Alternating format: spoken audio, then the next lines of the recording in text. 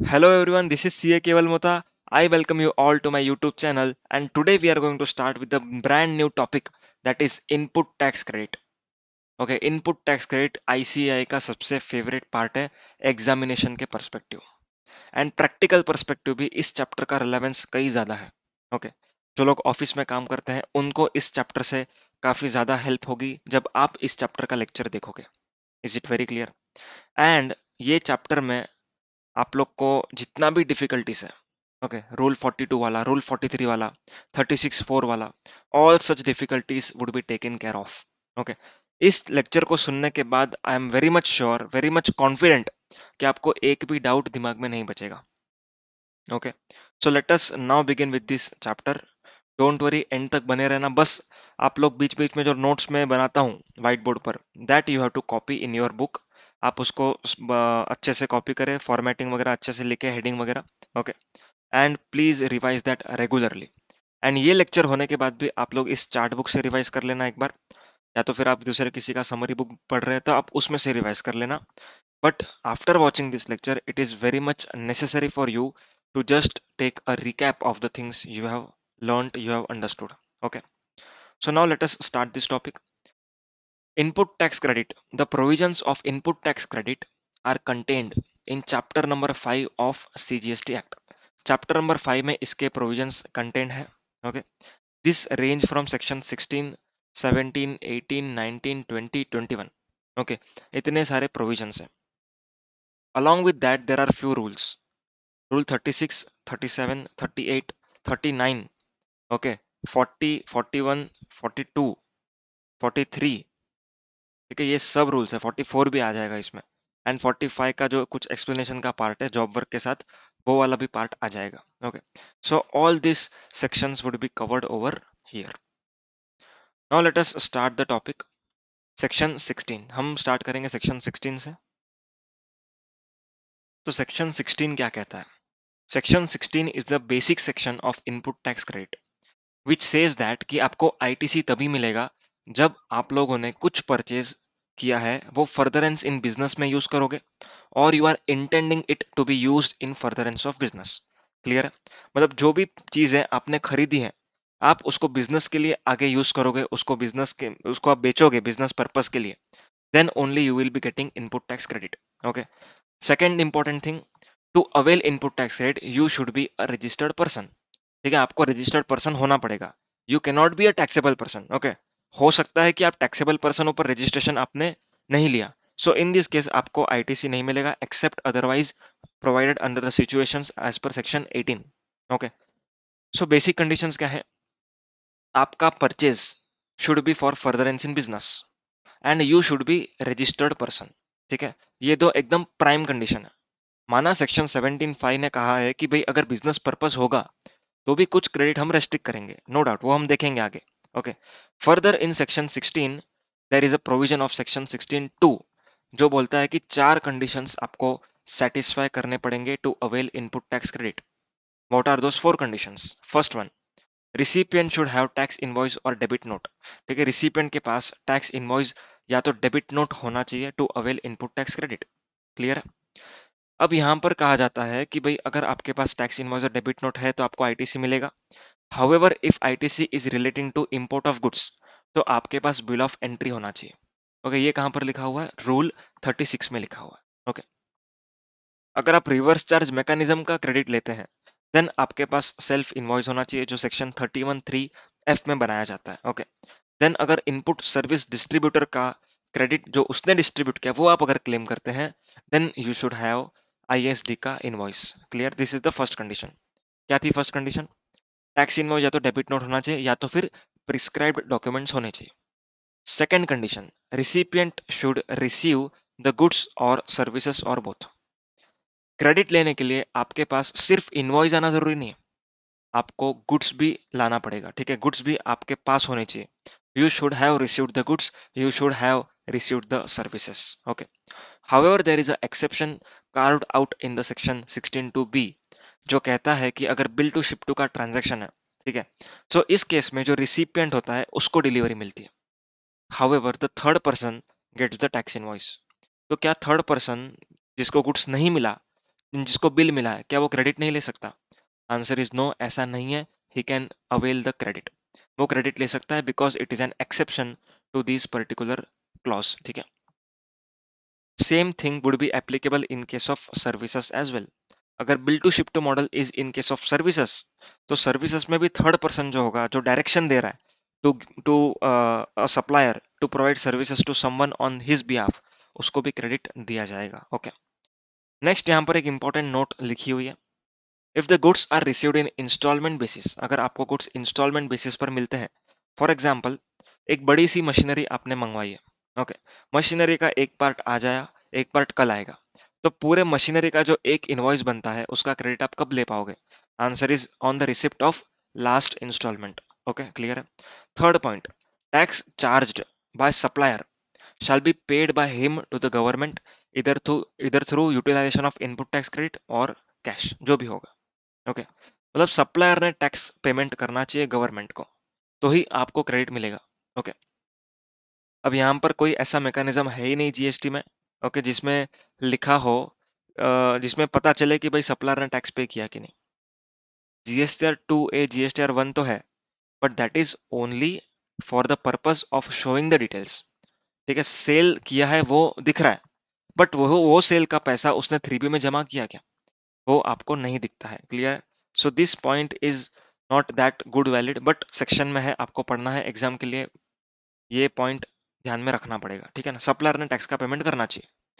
Point number 4, recipient ने section 39 में return file करना चाहिए, दैट इज जीएसटीआर 3B।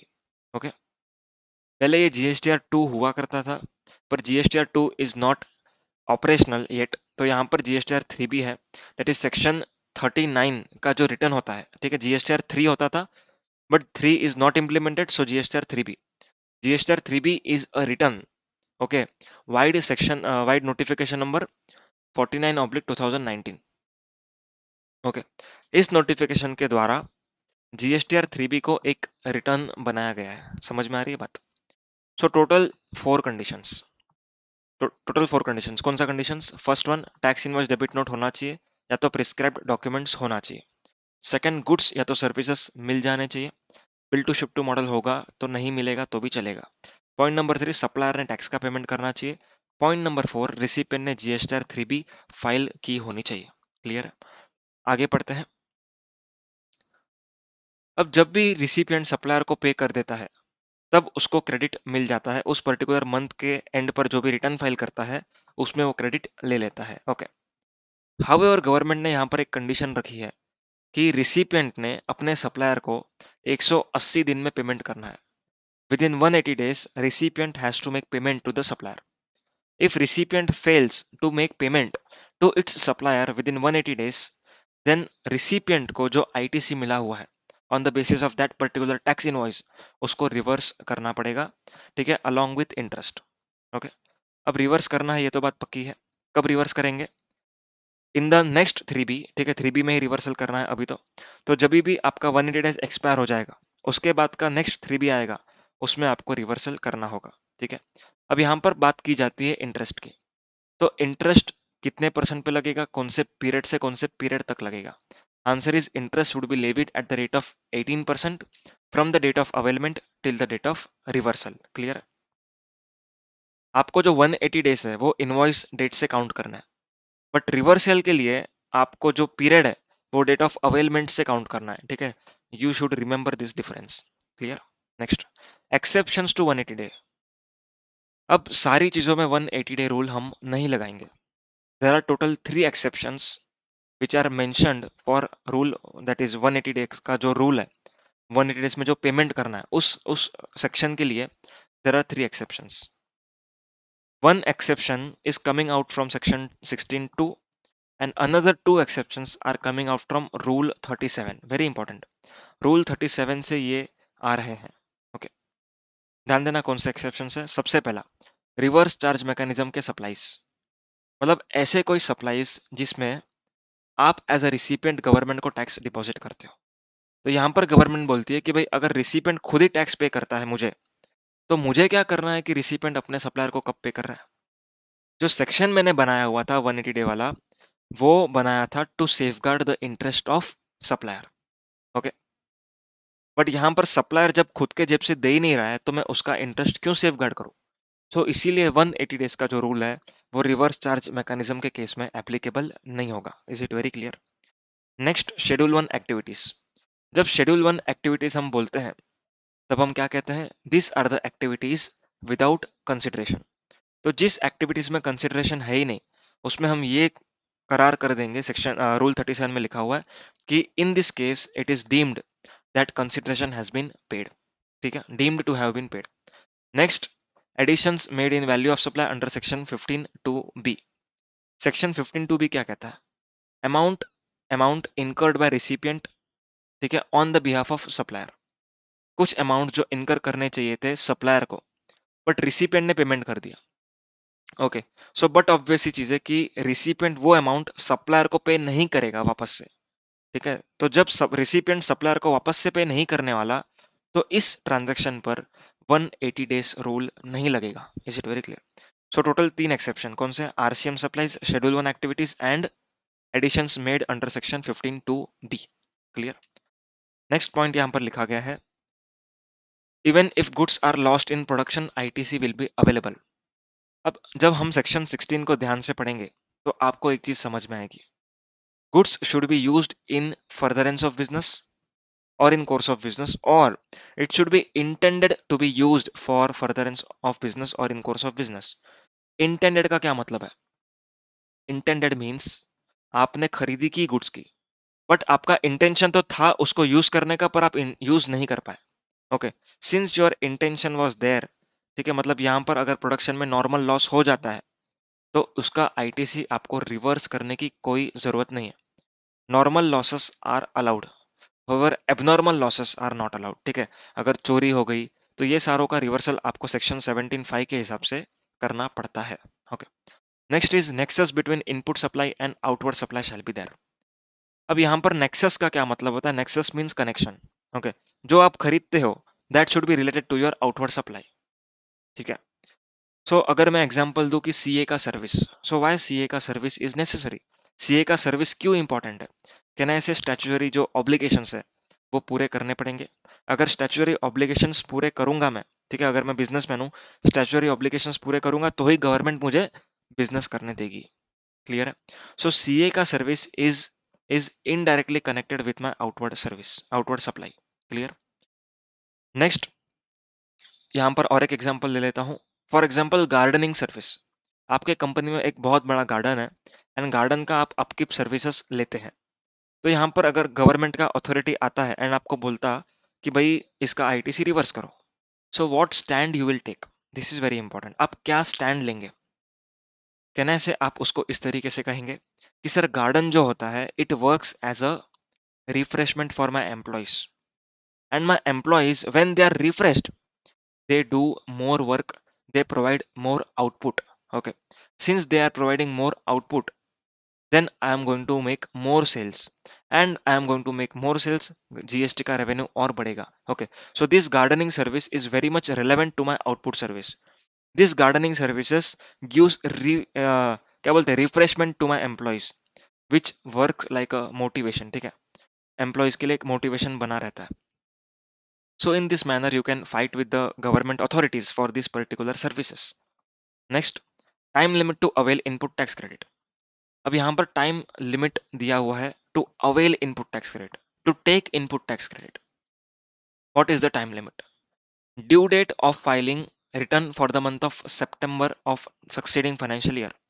मतलब अगर मेरा कोई इनवॉइस है, ठीक है, अगर मेरा कोई इनवॉइस है जो 1920 को बिलोंग करता है तो 1920 के अगले साल का सितंबर, दैट इज सितंबर 2020 के जीएसटीआर 3B के ड्यू डेट तक, that is 20th October of next financial year. समझ में आई बात? 1920 का अगर कोई बिल है तो उसका क्रेडिट मैं कब तक ले पाऊंगा?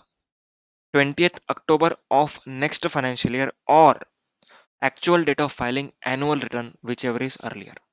ठीक है, ड्यू डेट नहीं लेनी है आपको, यहाँ पर एनुअल रिटर्न की एक्चुअल डेट लेनी है एंड रिटर्न फाइलिंग की ड्यू डेट लेनी है, जो 3B जो था ना उसका ड्यू डेट लेना है आपको। Is it very clear? अब यहाँ पर एक बात मैं आपको बता दूं, जो आपने 180 डेज के लिए रिवर्सल किया था, ठीक है, what ever you have reversed for 180 days, मतलब सपोज आप लोग सप्लायर हो, ठीक है, मैंने आपको 180 डेज में पेमेंट नहीं किया, तो मुझे आईटीसी रिवर्स करना पड़ेगा, ओके। बट ये जो आईटीसी मैंने रिवर्स करा है, वो मुझे कब मिलेगा? जब मैं आपको वापस से पेमेंट करूंगा, वापस इन पेमेंट करूंगा। सो अगर मैंने आपको पेमेंट की ये टाइम लिमिट के बाद, ओके, ये टाइम लिमिट खत्म होने के बाद मैंने आपको पेमेंट की, तो क्या मुझे आईटीसी मिलेगा? आंसर इज ये स्टूडेंट्स, जरूर मिलेगा। क्यों? क्योंकि as per rule 37.4, time limit to avail ITC does not applies in case of 180 day rule, ठीक है, because this is nothing but re availment. Availment आपने टाइम पर किया है, but 37 is for re-availment of ITC which was reversed by the recipient. Is it clear? Okay. Now यहाँ पर आपके attempt में एक अमेंडमेंट आई है। It is popularly called as delinking of debit notes with underlying invoice. अब पहले क्या होता था वो मैं आपको बताता हूँ, उसके बाद आपको समझेगा कि ये अमेंडमेंट क्यों रिलेवेंट था। अब यहाँ पर अगर आप देख पा रहे हो,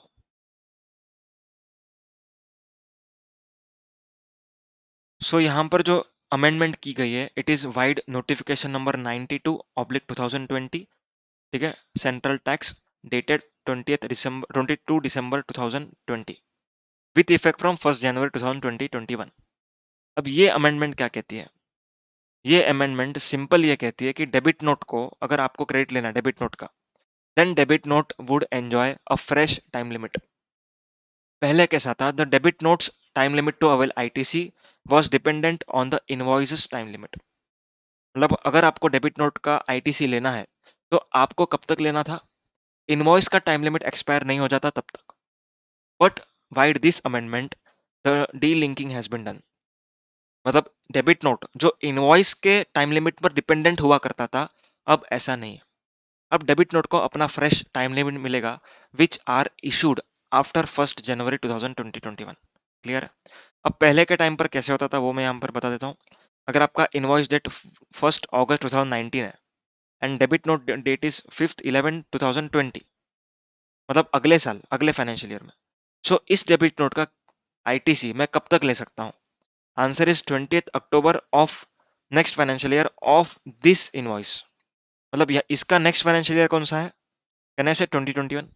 तो 2021 का सितंबर डेट, उसका 3B का ड्यू डेट, दैट इज 20 अक्टूबर 2020, और actual filing annual return whichever is earlier. मतलब जब तक मैंने ये डेबिट नोट बनाई भी नहीं थी, उसके पहले मेरी टाइम लिमिट खत्म हो चुकी थी। क्यों? क्योंकि ये टाइम लिमिट इनवॉइस से लिंक थी। However, with effect from 1 January 2020-21, this linking has been removed. अब क्या होगा? डेबिट नोट को एक स्पेशल टाइम लिमिट दिया जाएगा, ऐसे डेबिट नोट्स जो 1 जनवरी के बाद इशू हुए हो। Is it very clear? Okay. अब यहाँ पर डेबिट नोट का सेपरेट टाइम लिमिट लगेगा, that is 20 October of next financial year, that is 20 October 2022, और actual date of filing annual return whichever is earlier. समझ में आई ये बात? ओके।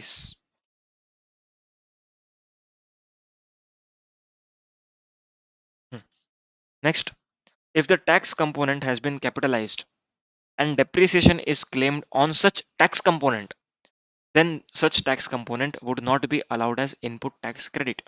एकदम लॉजिकल बात है। अगर आप किसी चीज का डेप्रिसिएशन क्लेम करते हो, ठीक है, टैक्स कंपोनेंट का अगर डेप्रिसिएशन क्लेम करते हो, so government is not going to give you double benefit. अगर आप टैक्स अमाउंट के ऊपर डेप्रिसिएशन इनकम टैक्स एक्ट में क्लेम करते हो, तो उस टैक्स अमाउंट का आईटीसी लेने का आपका कोई भी अधिकार नहीं है। Is it clear? So here we have completed with section 16। Section 16 आप हमारा यहाँ पर खत्म हो चुका है। Now we are coming on to section 17। Section 17 में हम आ रहे हैं। अब 17 स्टार्ट करने के पहले मैं आप लोग को कुछ इनपुट टैक्स क्रेडिट के बारे में बता दूं, जो कई जगह पर हम यूज करते हैं, ठीक है। फॉर एग्जाम्पल, मैंने अगर कुछ चीज परचेज की, तो मैं उसको कई जगह पर यूज कर सकता हूँ। So all such things I have highlighted over here आपको स्क्रीन पर दिख रहा होगा, ठीक है। Let us try to understand this particular chart.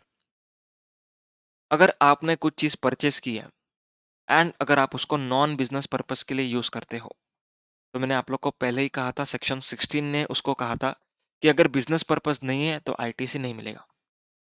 Same says section 17 subsection 1। वो कहता है कि भाई अगर आप कोई चीज बिजनेस पर्पस के लिए भी लेते हो एंड नॉन बिजनेस पर्पस के लिए भी लेते हो, then the credit would be attributable to only business purpose would be allowed. तो यहाँ पर नॉन बिजनेस का अगर कुछ आईटीसी होगा वो आपको नहीं मिलेगा। Is it clear? Okay.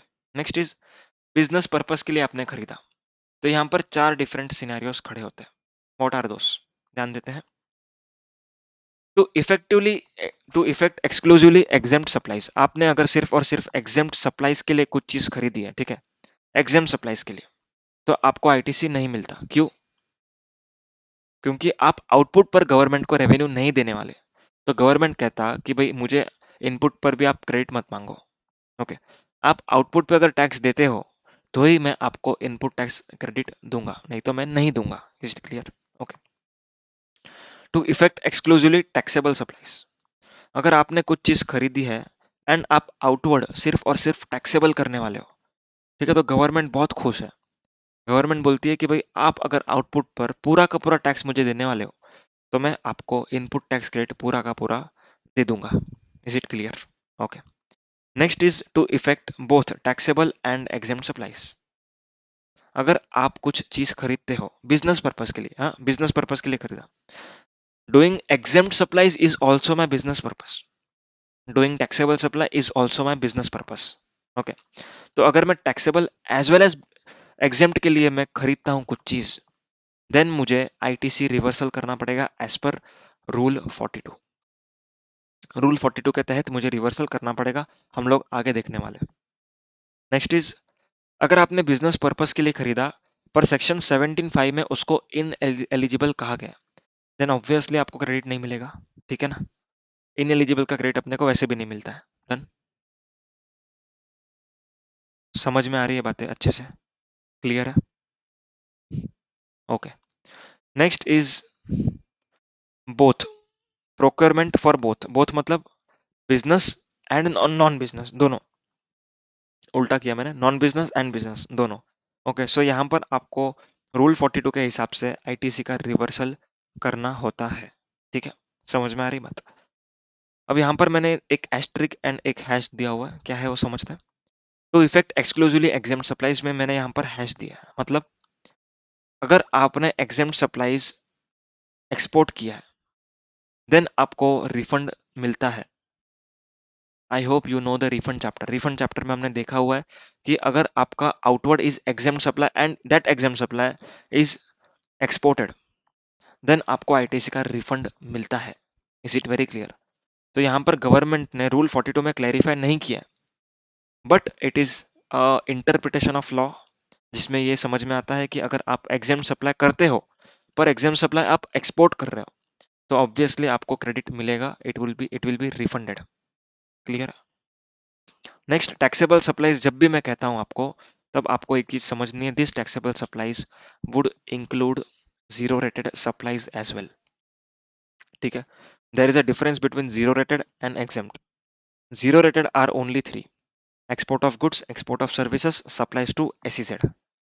However exempt मतलब वो सारी चीजें जो जीएसटी के एम्बिट के बाहर है, that is non GST supplies, nil rated supplies और wholly exempted supplies, which is deciphered in section 2 subsection 47 of CGST Act।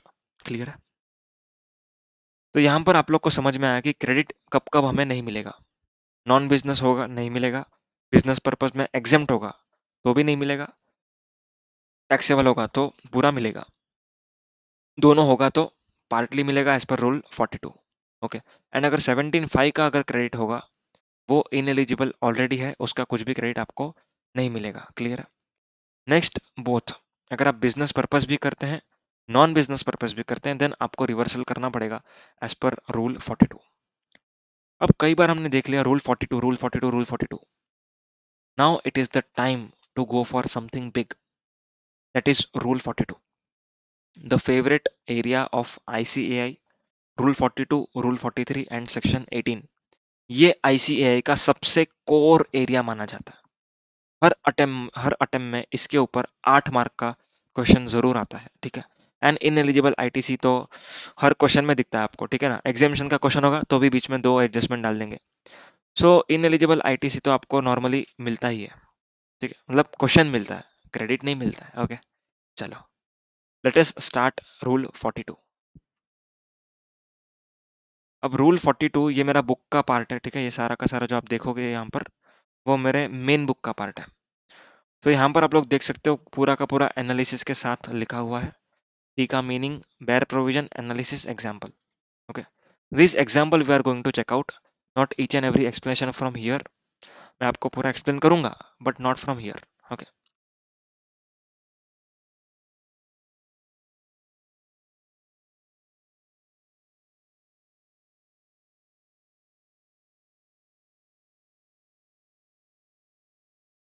total input tax involved on inputs and input services।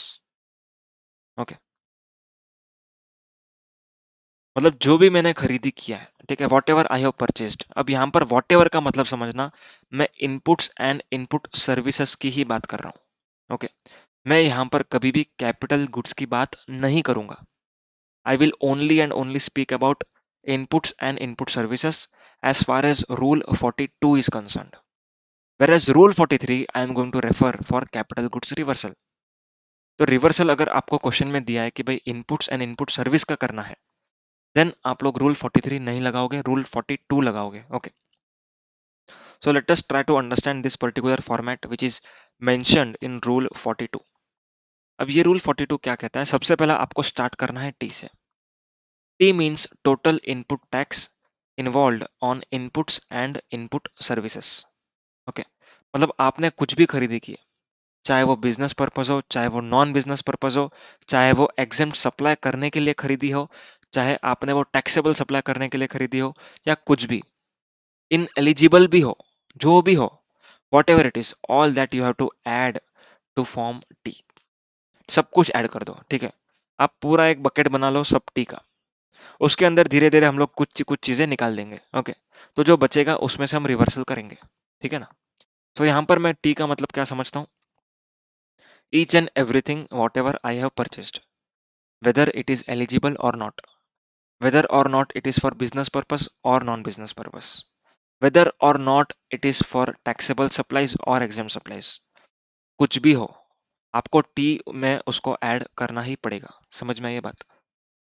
Okay, next. अब इस T में से हम कुछ कुछ चीजें बाहर निकालेंगे, ठीक है। कुछ कुछ चीजें हम बाहर निकालेंगे, क्या क्या बाहर निकालेंगे, सबसे पहला टी वन बाहर करेंगे। We will take out T one. What is the meaning of T one? T one मतलब एक्सक्लूसिवली नॉन बिजनेस। एक्सक्लूसिवली मतलब एकदम आपको पता है कि भाई ये नॉन बिजनेस के लिए ही यूज होने वाली, तो उसका क्रेडिट आपको नहीं मिलता है।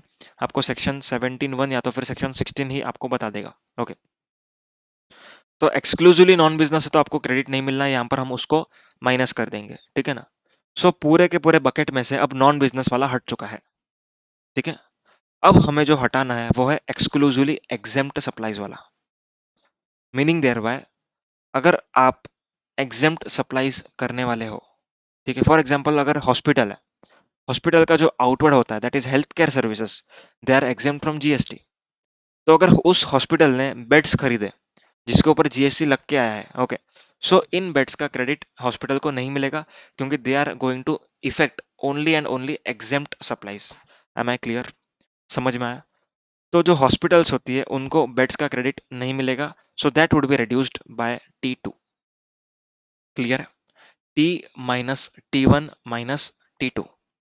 टी वन क्या माइनस किया? Exclusively non business. T two क्या माइनस किया? Exclusively exempt.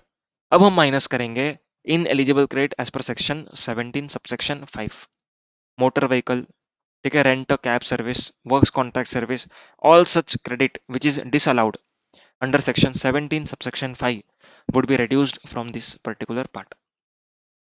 ठीक है, तो अब तक हमने क्या रिड्यूस किया है? एक्सक्लूसिवली वाले पार्ट से रिड्यूस किया, एंड एक्सक्लूसिवली वाले पार्ट के साथ क्या रिवर्स किया? In eligible credit.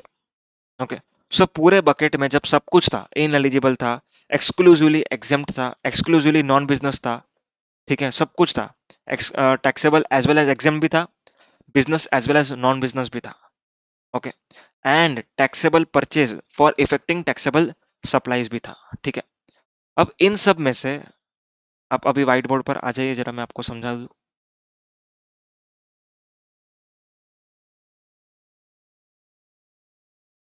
ओके, अब अगर मैं टी की बात करूं तो टी में बहुत सारे कंपोनेंट्स थे। ठीक है, कंपोनेंट्स क्या क्या हो सकते हैं बताओ। एक्सक्लूसिवली नॉन बिजनेस वाला था। ओके, एक्सक्लूसिवली एग्जेम्प्ट करने के लिए खरीदी हुई चीजें थी। Okay, non business plus business ये करने वाली चीजें थी। एंड अगर मैं बिजनेस में फर्दर बाइफरकेट करूं तो बिजनेस के अंदर भी, ठीक है, अब यहां पर मैं ऐसा पार्ट करता हूं इसको। नॉन बिजनेस प्लस जो बिजनेस लिखा है ना, उसमें जो बिजनेस है उसको बाइफरकेट करता हूं लेकर के जाके taxable plus exempt, taxable plus exempt. Okay, business purpose है, टैक्सेबल प्लस एग्जेम्प्ट करने के लिए आपने कुछ चीजें खरीदी हुई, and you have also purchased ineligible items, जैसे मोटर व्हीकल 13 सीटिंग कैपेसिटी से कम and all such things. Okay, so अब इधर और एक चीज है, और एक चीज, टैक्सेबल चीजें मैंने खरीदी for effecting taxable supplies. So by this T1, T2 and T3 what I have excluded, इस पूरे टी में से, इस पूरे टी में से मैंने इसको निकाल दिया। ठीक है, मैंने इसको निकाल दिया। ठीक है ना, मैंने इसको निकाल दिया। अब बचा क्या है, business plus non business use वाला आइटम बचा है, टैक्सेबल प्लस एग्जेम्प्ट वाला चीज बचा है, एंड कैन आई से टैक्सेबल टू टैक्सेबल बचा है। ओके, मतलब ऐसी कुछ चीजें जो मैंने खरीदी है जिससे मैं टैक्सेबल ही आउटपुट देने वाला हूँ।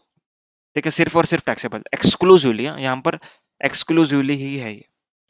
अगर some part would be use for taxable and some part would be use for exempt, it would be covered in this branch. ठीक है, ये वाले ब्रांच में कवर होगा। ठीक है ना। सो नाउ गवर्नमेंट मुझे बोलती है कि भाई आप जो टैक्सेबल से टैक्सेबल करोगे उसका आपको पूरा का पूरा क्रेडिट मिलेगा। ठीक है, तो आप इस आइटम को थोड़ी देर के लिए साइड पे रखोगे क्या सर, प्लीज थोड़ी देर के लिए इसको साइड पे रखो। मैंने कहा हाँ सर चलेगा, मैं साइड पे रख सकता हूँ इसको। ठीक है, सो अब मैं समझता हूँ टी में से हमने जब T1, T2, T3 ये तीनों चीजें माइनस करी, ठीक है, तो हमें जो आंसर आएगा that is called as C1। उस आंसर का हम नाम देते हैं C1। क्या नाम दिया जाता है उसको, C1। C1 is arrived as T minus T1 minus T2 minus T3। ठीक है, T minus T1 minus T2 minus T3 is equal to C1। अब ये C1 मतलब क्या होगा इसमें, business plus non business, taxable plus exempt वाली चीजें, एंड टैक्सेबल खरीदी की है जो टैक्सेबल बेचने के लिए किया है एक्सक्लूसिवली। ये तीन चीजें हैं। ओके, अब इन तीन चीज में से मुझे टैक्सेबल टू टैक्सेबल का पूरा पूरा क्रेडिट मिलेगा, 100%। कोई दोहराई नहीं है इधर, 100% क्रेडिट मिलना है। ओके, सो गवर्नमेंट कहती है कि भाई सर थोड़ी देर के लिए आप इसको साइड पे रख दो, आप बाद में उसका पूरा क्रेडिट ले लेना, अभी के लिए आप थोड़ी देर के लिए इसको साइड पे रख दो। ठीक है, मैंने कहा हाँ सर मैं साइड पे कर दिया। तो अभी आंसर क्या आएगा, answer would be called as C2। अब C2 को नाम दिया जाता है कॉमन क्रेडिट। कॉमन क्रेडिट मतलब, अब मैं मुझे आप बताओ कि इसमें कौन से दो कंपोनेंट होंगे। इस C2 में क्या मैं कह सकता हूं, ऐसी आइटम्स जो आपने खरीदी जो बिजनेस एंड नॉन बिजनेस के लिए यूज होंगी वो इस C2 के अंदर इंक्लूडेड है। आपने कुछ ऐसा खरीदा है जो टैक्सेबल करने के लिए खरीदा है एज वेल एज एग्जाम करने के लिए खरीदा है, वो भी इस C2 के अंदर है। क्योंकि जो एक्सक्लूसिव वाली पार्ट थी उसको तो हमने हटा दिया ना। ठीक है, जो कॉमन वाला पार्ट है that is called as C2। So it is popularly called as common ITC. इसको हम कहते हैं common ITC. Is it very clear? Okay, अब कॉमन आईटीसी में से मुझे क्या हटाना है, क्या मैं कह सकता हूं बिजनेस प्लस नॉन बिजनेस में मुझे बिजनेस वाले पर्पस का आईटीसी मिलता है तो मुझे नॉन बिजनेस वाला हटाना पड़ेगा, यस और नो? यस और नो, नॉन बिजनेस वाला मुझे हटाना पड़ेगा। ओके, अब मैं अगर बिजनेस पर्पस की बात करूं तो मुझे टैक्सेबल पार्ट का क्रेडिट मिलता है, ठीक है, उतना प्रपोर्शन का क्रेडिट मिलेगा। सो एग्जेम्प्ट वाला पार्ट मुझे हटाना होगा। ठीक है, सो यहां पर मुझे दो चीजें हटानी है। कॉमन में से मुझे दो चीजें हटानी है, एक तो नॉन बिजनेस का प्रपोर्शन एंड एग्जेम्प्ट वाला प्रपोर्शन। ठीक है, सो हम जो एग्जेम्प्ट वाला प्रोपोर्शन हटाएंगे उसका नाम दिया जाता है D1। D1 मतलब कॉमन आईटीसी में से एग्जेम्प्ट का प्रोपोर्शन। कॉमन आईटीसी में से एग्जेम्प्ट का प्रोपोर्शन उसे हम कहते हैं D1। क्लियर? अब जो नॉन बिजनेस का पार्ट है उसको हम कहते हैं D2। D2। Now let us try to understand how this D1 and D2 shall be computed. Okay. Now D1 is nothing but exempt supply का proportion हमें reverse करना है, that is minus D1 करोगे। Okay. So exempt turnover का proportion है, exempt turnover proportion ITC। Okay. So D1 का formula दिया हुआ है गवर्नमेंट ने, कुछ एकदम सिंपल है, कुछ भी ज्यादा दिमाग वाला नहीं है। C2 into that is common ITC multiplied by exempt turnover upon total turnover, E upon F। C2 into E by F is your D1। Okay, मतलब एग्जेम्प्ट जो टर्नओवर होता है उसको हमें प्रपोर्शन लेकर के हटाने का। ठीक है ना? सो नाउ क्वेश्चन अराइजेस कि how do we compute E. हमको ई कैसे कंप्यूट करना होता है? ठीक है, how we have to compute E. Very simple, अपने को नॉर्मल ई तो पता ही है। ठीक है, नॉर्मल ई तो आपको मालूम ही है। Now for the purpose of this reversal some special items are to be excluded and some special items are to be included। ठीक है, ध्यान देना। अब ये सब चीजें कहां पर लिखी हुई है? ये सारी चीजें लिखी हुई है, मैं यहां पर लिख रहा हूं सेक्शंस। ओके, ध्यान देना। ई की हम बात करने वाले हैं, हाउ टू कंप्यूट ई। सबसे पहला आपको सेक्शन देखना है, section 2 subsection 47। Section 2 subsection 47। Next आपको देखना है सेक्शन 17 सबसेक्शन 3, सीजीएसटी एक्ट के section. Then you have to see schedule 3। Then you have to check out explanation to section, sorry, explanation to rule 42, explanation to rule 42, explanation to rule 43। ठीक है, explanation to rule 43 and one more important thing। ठीक है, यहाँ पर section 17(3) के साथ साथ आपको explanation to chapter number 5 of CGST rules देखना है। ठीक है, अब सबका रिलेवेंस मैं आपको बता रहा हूँ एक एक करके सारा का सारा रिलेवेंस समझते हैं। ई को हम किस तरीके से डिराइव कर सकते हैं। सबसे पहला नॉर्मल ई क्या होता है? All exempt supplies. ठीक है, मतलब नॉन जीएसटी सप्लाईज हो गए। एक सेकंड ना, रफ नहीं हो रहा है।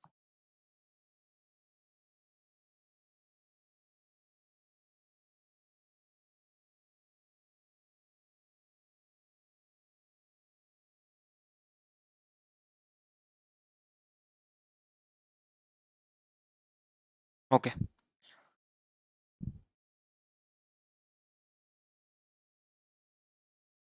All nil rated supplies, non GST supplies and wholly exempted supplies. ये सारी चीजें तो आपको ऐड करनी ही है बाय डिफॉल्ट। ठीक है, this are to be included. Okay, अब सेक्शन 17(3) ये कहता है कि आपको आपको अगर आपने आउटवर्ड सप्लाईज किया है जिस पर रिसिपिएंट को टैक्स पे करना होता है। Okay, your outward supplies are taxable under reverse charge. Okay, then that particular reverse charge outward supplies are to be added in your exempt turnover. ठीक है, तो 17(3) ने सबसे पहली बात क्या कही? आरसीएम आउटवर्ड आपको ऐड करने का। क्या ऐड करना है? RCM outward.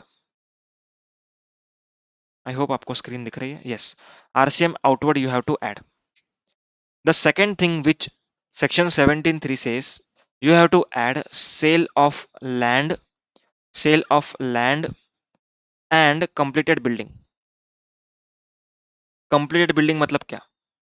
Completed building means such a sale of properties wherein consideration is received after issuance of CC or OC whichever is earlier।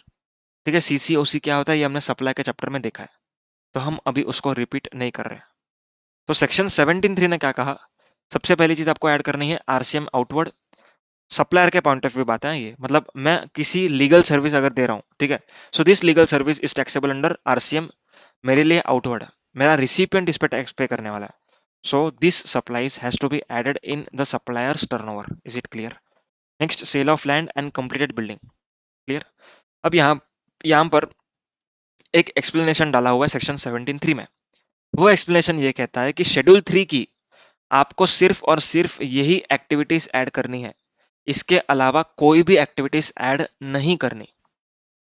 ध्यान से सुनना। Sale of land and complete building is falling under para number 5 of schedule 3।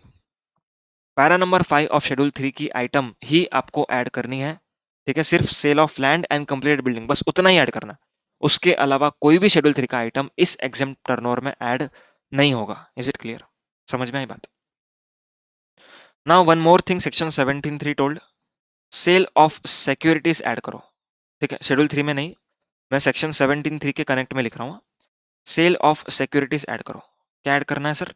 Cell of securities, मतलब आपने अगर कोई shares बेचे हैं, then आपको उसको यहां पर ऐड करना है। ठीक है ना, समझ में आई बात? Sale of securities. अब क्वेश्चन ये अराइज होता है कि सर हम लोग इसकी वैल्यूएशन किस तरीके से करें? What value we should adopt for sale of land and completed building? What value should we adopt for sale of securities? The answer is given under explanation to chapter number 5 of CGST rules. CGST rules का जो chapter number 5 है, that is for input tax credit, उसके explanation में लिखा है, for the purpose of this chapter you have to consider you have to consider stamp duty value stamp duty value for purpose of exempt turnover in case of land and complete building। stamp duty value मतलब ऐसी value जिसके ऊपर आपने stamp duty pay करी है, that value you have to consider in case of exempt turnover for the purpose of section 17(3)। ठीक है, cell of securities में आपको 1% कंसिडर करना है, 1% of such sale value. Is it very clear? Sale value का 1% आप कैलकुलेट करो, जो भी आंसर आपको आएगा that you have to add in the exempt turnover.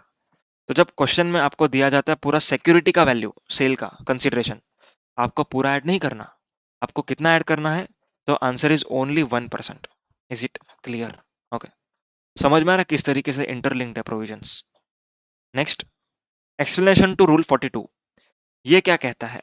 ये कहता है कि भाई अगर आप पेट्रोलियम प्रोडक्ट्स में डील करते हो, तो वैट एंड एक्साइज जो आपके प्रोडक्ट पर लगे हुए हैं, you are that you are not required to add, this would be the exclusion। ठीक है, आपको ये ऐड नहीं करना है। ठीक है, VAT and excise on petroleum products और alcoholic liquor for human consumption, that you do not have to add. ये रूल 42 के एक्सप्लेनेशन ने कहा। ओके, नाउ रूल 43 के एक्सप्लेनेशन क्या कहता है? रूल 42 का एक्सप्लेनेशन क्लियर है? पेट्रोलियम प्रोडक्ट्स के ऊपर जो वैट एंड एक्साइज लगा है वो आपको ऐड नहीं करना है। अब रूल 43 का एक्सप्लेनेशन क्या कहता है? दो चीजें आपको ऐड नहीं करनी। सबसे पहली चीज, इंटरेस्ट और डिस्काउंट का जो टर्नओवर होगा वो आपको ऐड नहीं करना। क्लियर है? Next thing which you are not required to add is export के ऊपर का जो सी फ्रेट होगा, which is incurred for transportation of goods from India to a place outside India, that you do not have to add. ठीक है, sea freight export, sea freight export by vessel. Okay, vessel का जो भी export का जो freight होगा from a place in India to a custom station outside India, that thing you are not required to be adding in the exempt turnover. ये exempt turnover की बातें चल रही है, हम टोटल टर्नओवर एफ की बात नहीं कर रहे, एग्जेम्प्ट टर्नओवर की बात कर रहे हैं। तो शॉर्ट में मुझे आप अभी बता दो, मैं यहाँ पर एक बार शॉर्ट में लिख देता हूँ, ई अपॉन एफ कैसे कैलकुलेट करना है। ई, पहली चीज, non taxable supplies, non taxable supplies,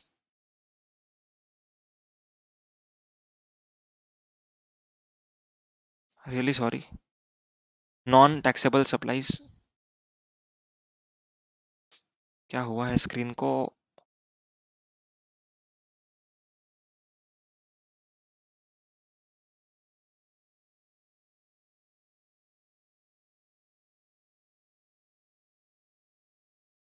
चलो यहाँ पर आ तो नहीं रहा है, जाने दो। अब यहाँ पर आप लोग देख के मुझे बताओ क्या क्या चीजें ऐड करनी है। सबसे पहली चीज, nil rated, non GST and wholly exempted. ये तीन तो वैसे ही ऐड करनी है। अब सेक्शन 17(3) ने कुछ स्पेशल आइटम्स ऐड करने को कहा। कौन सी? RCM outward, sale of land and completed building, stamp duty value add करेंगे, sale of securities 1% of such sale value add करेंगे। ओके। एक्सप्लेनेशन टू रूल 42 कहता है कि भाई अगर इंटरेस्ट डिस्काउंट टर्नओवर है जो कि एग्जेम्प्ट होता है, उसको ऐड नहीं करेंगे। ओके, सॉरी, रूल 42 का एक्सप्लेनेशन कहता है कि VAT and excise on petroleum product add नहीं करेंगे। एक्सप्लेनेशन टू रूल 43 कहता है कि इंटरेस्ट डिस्काउंट का टर्नओवर जो है वो हम ऐड नहीं करेंगे। एंड सी फ्रेट जो होगा which is incurred by way of transportation of vessel from India to outside India, ये सारी चीजें हम ऐड नहीं करेंगे। किसमें? एग्जेम्प्ट टर्नओवर में। क्लियर है? सो बेसिकली हम अगर समझे तो तीन चीजें ऐड नहीं करनी है एंड बाकी सारे ऐड करनी है। VAT, excise on petroleum products, interest discount turnover, sea freight, ये तीन को छोड़ करके आपको सब चीज ऐड करनी है एग्जेम्प्ट वाली में। Nil rated, non GST, exempt, RCM outward, sale of land and complete building, sale of securities 1%। Okay, and उसके अलावा शेड्यूल 3 का कोई भी आइटम ऐड नहीं करना। समझ में आई बात? So here we have completed with the calculation of D1। अब D1 में सेकंड कंपोनेंट जो होता है वो सेकंड कंपोनेंट है आपका F। F के बारे में उन्होंने कुछ भी नहीं कहा है। ठीक है, F के बारे में उन्होंने कुछ भी नहीं कहा। F के बारे में सिर्फ इतना का, total turnover in the state, total turnover in the state. Okay,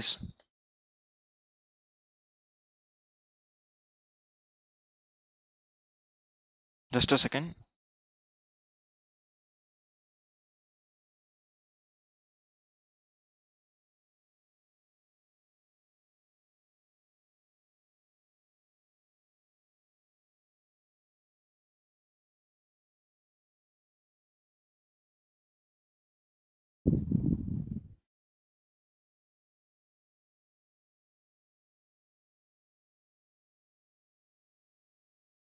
okay, तो हमने यहाँ पर सीख लिया है कि E कैसे कैलकुलेट करना है। एंड F के बारे में हम बात कर रहे थे कि F जो है वो एक्ट में यहाँ पर ठीक से नहीं लिखा हुआ है कि टोटल टर्नओवर इन स्टेट किस तरीके से कैलकुलेट करेंगे, but it is but logical कि सब कुछ आपको यहाँ पर ऐड करना है। आरसीएम इनवर्ड्स वो ऐड नहीं होंगे, सीजीएसटी, एसजीएसटी, यूटीजीएसटी वो ऐड नहीं होगा। एंड जो भी चीजें एग्जेम टर्नओवर में हमने जो एक्सक्लूड किए हैं वो चीजें भी यहाँ पर ऐड लॉजिकली नहीं करनी चाहिए। क्यों? क्योंकि जब आप उसको न्यूमरेटर में न्यूमरेटर में नहीं लोगे तो डिनोमिनेटर में भी क्यों लेना है? Okay. However, in some questions of ICAI, they have excluded in exempt turnover, but they have considered in total turnover। जैसे इंटरेस्ट का एक्सक्लूजन, ठीक है, इंटरेस्ट जो होता है वो हमको ई के केस में नहीं लेना as per explanation to rule 43। But in case of F we have to add that, हमको एफ के टाइम पर उसको कंसिडर करना होगा। ठीक है, this is one of the solution in which ICI has followed this particular approach. ठीक है ना? So C two minus D one minus D two, ठीक है, C two minus D one minus D two, whatever we are getting the answer is called as C three. Okay, अब यहाँ पर D one आपको clear है, D one clear हो चुका है। Now I am going for D two. अब D two क्या होता है? डी टू होता है कि नॉन बिजनेस का अगर आप पर्पस है, ठीक है, नॉन बिजनेस पर्पस, तो आपने कुछ चीजें परचेज की एंड आप उसको बिजनेस पर्पस में भी यूज करते हो, नॉन बिजनेस में भी यूज करते हो। तो to the proportion of non business you have to reverse by calling it as D two. अब डी टू में एकदम सिंपल फॉर्मूला रखा है, सी टू का 5%, सी टू का 5%। ओके, सिंपल, सी टू का 5%। अब कई सारे स्टूडेंट्स का डाउट ये आता है कि सर हमेशा सी टू का 5% लेने का ही क्या? हमेशा सी टू का 5% लेना ही है क्या क्वेश्चन में? अगर कुछ भी नहीं दिया नॉन बिजनेस का तो भी लेना है क्या? आंसर इज नहीं लेना, आंसर इज नहीं लेने का। जब क्वेश्चन में आपको दिया है कि it is used for non business as well as business, at that particular time only आपको सी टू का 5% लेना है। उसके अलावा सी टू का 5% आप नहीं लेंगे। क्लियर है? समझ में आई बात? ओके। और एक कॉमन क्वेश्चन स्टूडेंट्स का, सर ये D1 D2 जो है वो आउटपुट में ऐड करने का कि आईटीसी से रिवर्स करने का? इट आंसर इज आईटीसी से रिवर्स करने का। ठीक है, नोटिफिकेशन नंबर 16/2020, इस नोटिफिकेशन ने क्लियर कर दिया है कि आपको आउटपुट में ऐड नहीं करना है, आईटीसी में से रिवर्स करना है। क्लियर है? सो इट इज बिट लॉजिकल। अगर क्रेडिट की हम बात करते हैं तो ऑब्वियसली रिवर्सल की बात आएगी, तो यहाँ पर आईटीसी से हम रिवर्स करेंगे। डन। सो हमें जो आंसर अब आने वाला है, ठीक है, अब ये जो आंसर है वो क्या है, कहना है से जो कॉमन पोर्शन है, ध्यान देना, जो कॉमन पोर्शन था, मतलब मैंने जो ऐसा परचेस किया जो बिजनेस नॉन बिजनेस के लिए यूज होता हो and taxable as well as common exempt के लिए यूज होता हो, उसमें से एग्जेम्प्ट हटा दिया, नॉन बिजनेस हटा दिया, तो जो बचा है that is called as C3। मतलब कॉमन पोर्शन में से टैक्सेबल का एट्रीब्यूटेबल आइटम है। Is it clear? अब ऑब्वियसली ये तो मुझे क्रेडिट मिलेगा ही, प्लस मुझे और कौन सा क्रेडिट मिलने वाला था, कहना ऐसे टैक्सेबल चीजें जो मैंने खरीदी है टैक्सेबल बेचने के लिए, दैट तो मुझे पूरा का पूरा मिलना है, तो इसको मैं पूरा का पूरा ऐड करूंगा as T4 and I will calculate the total ITC eligible in the particular tax period. Is it clear? समझ में आई ये बात? ओके, एक बार क्विकली रिवाइज कर लेते हैं, क्विकली, ठीक है, ज्यादा टाइम नहीं लूंगा आपका, क्विकली रिवाइज करते हैं इसको। T minus T1 minus T2 minus T3, what is meaning of T1? Exclusively non business, exclusively important है, अगर कॉमन यूजेज है तो D2 हो जाएगा वो, अगर एक्सक्लूसिवली है तो T1, exclusively exempt T2, okay, in eligible credit T3। Now whatever it is reminder, ठीक है, जो बचा हुआ है that is nothing but common item as well as taxable purchase for taxable supplies. ठीक है, मतलब ऐसा परचेज जो टैक्सेबल सप्लाईज करने के लिए मैंने लिया हुआ है, ठीक है, exclusively, that is also included in this C1 and some taxable purchases used to effect common items, ठीक है, taxable plus exempt as well as business और नॉन बिजनेस यूज। अब इसमें से T4 को थोड़ी देर के लिए साइड पे रखते हैं, क्योंकि उसका पूरा क्रेडिट मिलेगा, अगर उसको हम इसमें ही रहने देंगे तो उसका भी रिवर्सल हो जाएगा, तो वो चीज नहीं होने देना, इसीलिए हमने उसको थोड़ी देर के लिए साइड पे निकाल के रखा। तो जो अब आंसर बचेगा अपना, that is a common portion. Common portion में से D1 हटा दो, दैट इज एग्जेम्प्ट टर्नओवर का प्रपोर्शन, एंड D2 हटा दो, नॉन बिजनेस का प्रपोर्शन बाय 5% ऑफ C2। ठीक है, 5% ऑफ C2 आपको लेना है। C2 कैसे आएगा, C1 माइनस T4, तो T4 दैट इज टैक्सेबल वाला हटा करके जो बचता है इट इज कॉमन, उसमें से D1 माइनस करेंगे एग्जेम्प्ट अपॉन टोटल, ठीक है, C2 into exempt upon total, and D2 minus करेंगे C2 into 5%, then we will be getting C3 that is called as common ITC attributable for taxable purpose. उसमें T4 add करेंगे जो exclusively taxable था, and then we will get the total credit of that particular tax period. Clear? अब यहां पर मैंने क्या क्या लिखा है पढ़ लेते हैं। T1 T2 T3 T4 shall be determined at invoice level, obviously हमको इनवॉइस लेवल पर आइडेंटिफाई करना है। एंड वेरी इंपॉर्टेंट पॉइंट एक है, हमको जो T1 T2 ये सब करना है that has to be done tax wise. CGST का करेंगे, SGST का करेंगे, IGST का करेंगे, तीनों का करेंगे। क्लियर है? एग्जाम टर्नओवर में क्या क्या चीजें ऐड होंगी ये मैंने आप लोग को बताया है along with legal provisions. Total turnover में क्या क्या ऐड होगा आप लोग को मैंने बताया है along with legal provisions. Now very important point, point number 3 4 5 6, ultimately important, बहुत important points.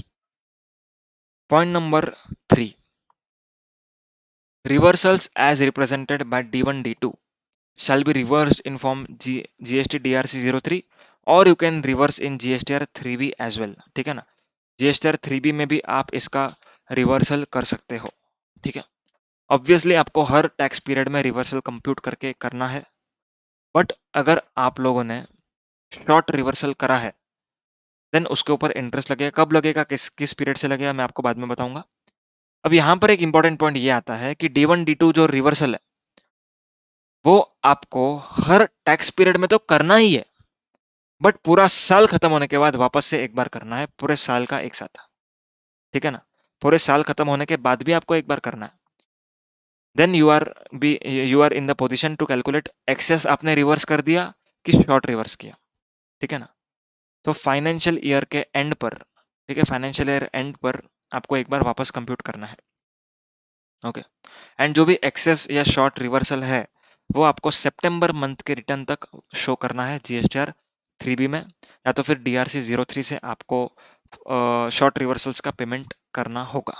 Then the short reversal of D1 and D2 shall attract interest at the rate of 18% per annum। अगर मान लो कि आपने monthly जो reversal किया and जो financial year के and पर आ रहा है उसके बीच में 10 रुपए का डिफरेंस है, ठीक है, मतलब आपने कम रिवर्स किया, यू हैव रिवर्स शॉर्ट। तो जो 10 रुपए का जो शॉर्ट रिवर्सल है वो तो आपको पे करना ही है, बट उसको इंटरेस्ट के साथ पे करना है। इंटरेस्ट कब से लगेगा? Interest is applicable from 1 April of next financial year, ठीक है, मतलब अगर मैं कहता हूं यहां पर कि अप्रैल 2019 का जो पीरियड था, ठीक है, उसमें मुझे रिवर्स करना चाहिए था 15 रुपए, ठीक है, 15 रुपए रिवर्स करना था, बट मैंने सिर्फ और सिर्फ 10 रुपया ही रिवर्स किया, ठीक है। तो ये जो 5 रुपया है जो रिवर्स करना चाहिए था, ठीक है, आपने अगर पूरा साल भर भी नहीं किया, दैट इज 31 मार्च 2020 तक भी नहीं किया, तो भी इसके ऊपर इंटरेस्ट नहीं लगेगा। The interest would only be applicable from 1 अप्रैल 2020-21, 1 अप्रैल 2020-21 से इंटरेस्ट लगेगा, ठीक है ना। अगर जो भी शॉर्ट रिवर्सल है उस पर इंटरेस्ट अगले साल से लगेगा। तो करंट ईयर में अगर आप शॉर्ट रिवर्सल करते हो कोई बात नहीं, आप उसको अप्रैल मंथ में पे कर दो to avoid any levy of interest. Okay, तो अगर आपने 1 अप्रैल से भी पेमेंट नहीं किया, then interest will be computed from 1 April to the date of payment of such ₹5। Clear है? ओके। अभी अगर मान लो कि आपने एक्सेस रिवर्सल कर लिया, तो आपको जो एक्सेस रिवर्सल आपने किया है वो अवेल करने मिलेगा। कब तक अवेल करने मिलेगा? सितंबर मंथ के रिटर्न तक। सितंबर मंथ का रिटर्न जो होता है 3B, 20 अक्टूबर तक आप उसको वापस से अवेल कर सकते हो। Is it clear? Done. Next, the amount of input tax rate shall be determined separately for CGST, SGST, IGST। हाँ जी, हमने ऑलरेडी चेक किया हुआ है। CGST, SGST, IGST का अलग अलग से हमको रिवर्सल करना पड़ेगा। I hope Rule 42 is very much clear to all of you. Okay. Now let us solve one question of Rule 42 so as to have a better grip over this concept. आपके सामने सम है। देखो, अगर जिसको concept अच्छे से समझ में आ गया है वो लोग ये सम को स्किप करोगे तो भी चलेगा, इसीलिए मैंने सम को इस वीडियो का लास्ट पार्ट रखा है। ओके, नेक्स्ट वीडियो में we are going to check out with rule 43, ठीक है। उसके बाद हम जाएंगे सेक्शन 17 सबसेक्शन 4 के or, then ineligible credit, then 36.4, and then that circular of demerger and ISD concept. So totally this chapter is very much vast, इसीलिए मैं उसको कुछ पार्ट्स में ब्रेक करके आपके सामने प्रेजेंट कर रहा हूँ। Mister A, a shoes dealer, procures die A for manufacturing exempt footwear. मतलब डाई ए उसने खरीदा है जिसके ऊपर GST ऑब्वियसली लगा होगा, एंड उस डाई ए से मैं बनाने वाला हूँ exempt आउटपुट। तो मुझे आप यहां पर से ही एक बात बता दो, इसका क्रेडिट मुझे नहीं मिलेगा। Is it clear? Next, die B मैंने खरीदी टू मैन्युफैक्चर शूज जो कि टैक्सेबल है, तो यहाँ पर डाई बी का मुझे पूरा का पूरा क्रेडिट मिलेगा। इसका नाम होगा आगे जाकर के T4, ठीक है ना। Next, further it would B it is also incurred certain expenses details of which are given below. It is also provided that out of shoes manufacture he takes he takes away 5 shoes for his son and 3 chappals for his daughter। मतलब जो shoes बनते हैं, manufacture होते हैं, वो ये non business purpose के लिए घर पर लेकर चला गया। ओके, लेकर के गया है, उसका डिटेल्स भी नीचे अगर दिया होगा तो हम देखते हैं। Next, it is also said that to manufacture shoes, shoes की बात चल रही है, मतलब टैक्सेबल आइटम मैन्युफैक्चर करने के लिए मुझे पॉलिशिंग सर्विस लेना पड़ता है। इट मीन्स जो भी मैंने पॉलिशिंग सर्विस पे ऊपर ITC इनकर किया होगा उसका पूरा का पूरा क्रेडिट मिल जाएगा। क्लियर है? चलो, डाई ए 18,000 का ITC है, डाई बी 36,000 का ITC, polishing that is for taxable that is shoes के लिए 9,000 का ITC। इंपोर्ट किया था मैंने चप्पल सैंपल बताने के लिए, सैंपल बताने के बाद मैंने उसको मेरे बच्चे को दे दिया यूज करने के लिए, ठीक है। सो उसका क्रेडिट था ₹360। प्रिंटिंग, स्टेशनरी, नॉर्मल सर्विसेज मैंने लिए, गुड्स लिए होंगे। Rent cab in eligible item मैंने खरीदी है, ठीक है, 17,500 वाली। रेंट, ये मेरा प्रीमाइस का रेंट है। CA का सर्विसेज लिया, ठीक है, नोट दियो ये एक। The proprietor has taken few shoes and chappal manufactured at home. ठीक है, जो मैन्युफैक्चर हुआ वो घर पर लेके गया, उसका डिटेल मेरे को ऊपर मिल चुका है। एंड उसको एक हैबिट है कि भाई फ्री में चैरिटी करूंगा मैं, ठीक है ना, I will do charity. Free में मैं चप्पल्स वगैरह किसी गरीब को मैं देता रहूंगा। This is not my business purpose, this is my strictly non business purpose, ठीक है ना। उसका ट्रैक रिकॉर्ड में मेंटेन नहीं करता, he does not maintain any track record. Obviously track record maintain करोगे तो भी कुछ बड़ा तुम लोग नहीं कर लोगे। ट्रैक रिकॉर्ड मेंटेन करो चाहे ना करो। नॉन बिजनेस के लिए फिक्स परसेंटेज लगा हुआ है 5% ऑफ C2। ओके चलो, हो गया, क्वेश्चन समझ में आ चुका है। टर्नओवर का डिटेल्स नीचे दिया हुआ है। टर्नओवर का डिटेल्स अभी नहीं देखते, बाद में देखते हैं अपन, चलो। टैक्सेबल एंड एग्जाम का डिटेल्स है। नाउ अब हम इसको नोट डाउन करते हैं, नोटिंग्स करते हैं। कौन सा T1 होगा, कौन सा T2 होगा, कौन सा T3 T4 D1 D2 क्या क्या होगा, सब नोट डाउन करते हैं, चलो। डाई ए किसके लिए है? चप्पल बनाने के लिए, मतलब एग्जेम्प्ट आउटवर्ड करने के लिए। सो can I say it will form part of my T2।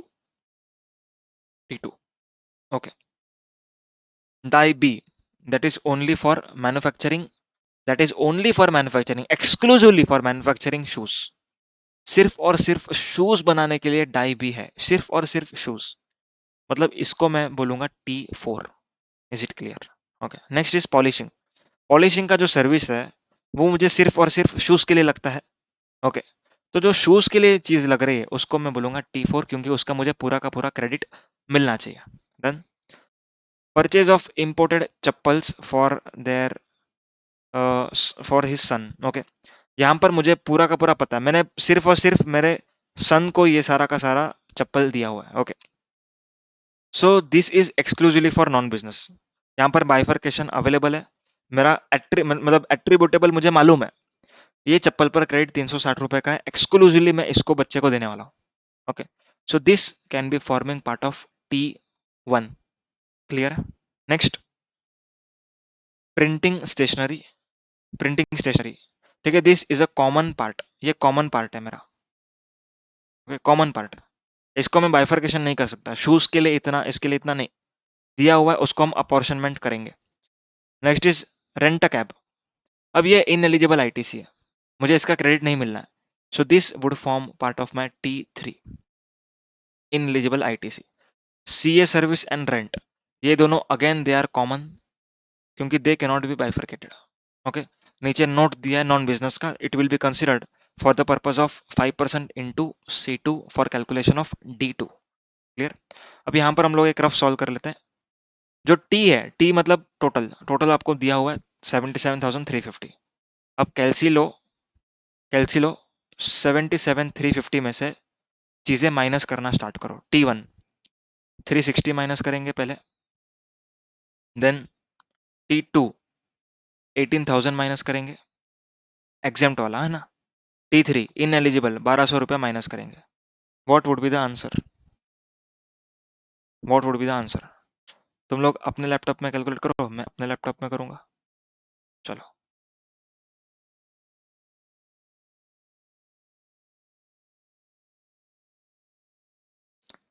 कितना आ रहा है answer? 77,350 minus 360 minus 18,000 minus 1200, it is 57,790।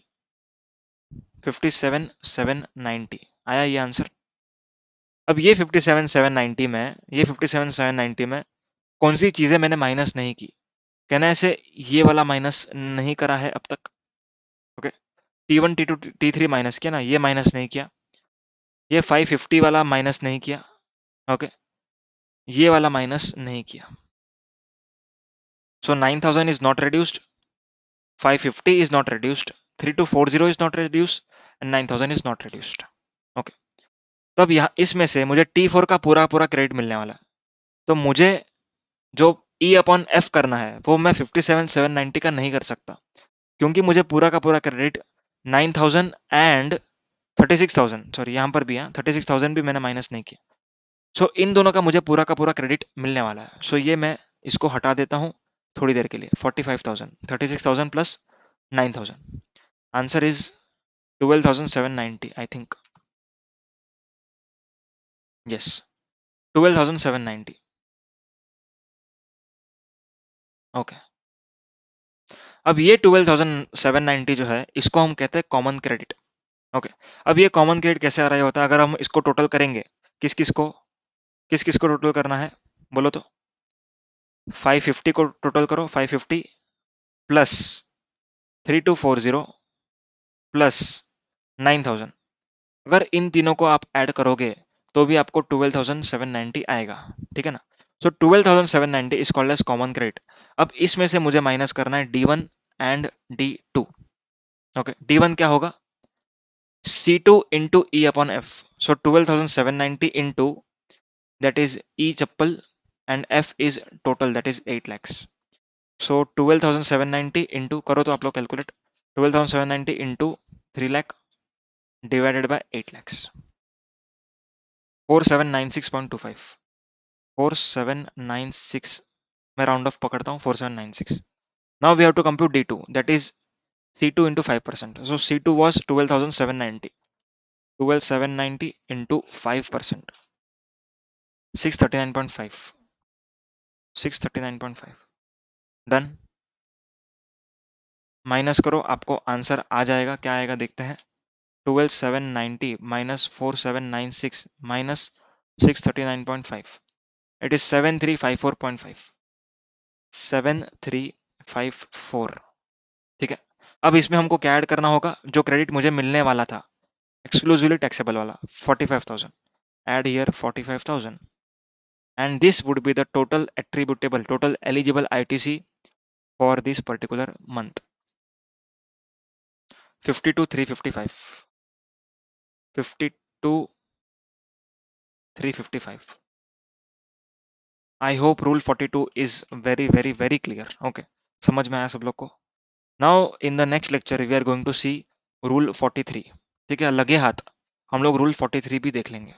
Okay, section 17(1) start किया था, बिजनेस नॉन बिजनेस, सिर्फ और सिर्फ बिजनेस वाले का आईटीसी मिलेगा।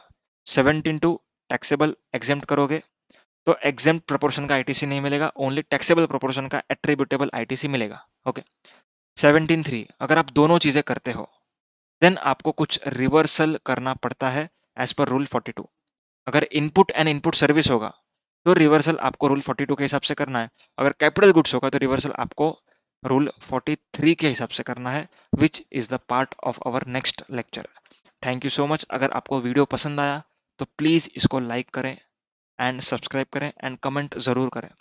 Your comments really means a lot to me and it does motivate me to do such type of good work for all of you। Thank you so much।